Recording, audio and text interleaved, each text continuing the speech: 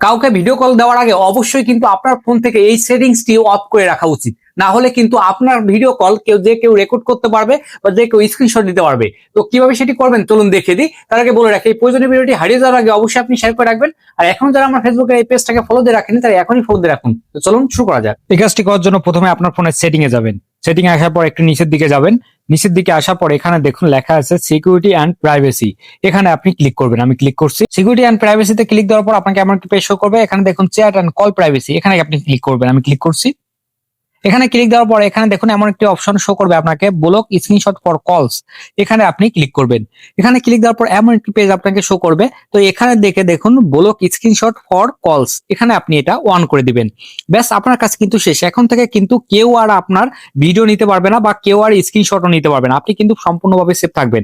অবশ্যই এই প্রয়োজনীয় ভিডিওটা আপনি শেয়ার করে রেখে দিন। আর সেটিং গুলো খুঁজে না পেলে অবশ্যই আপনার মোবাইলের নামটি কমেন্ট করে জানাবেন, আমি সেটিং দিয়ে দেবো। ধন্যবাদ সবাইকে।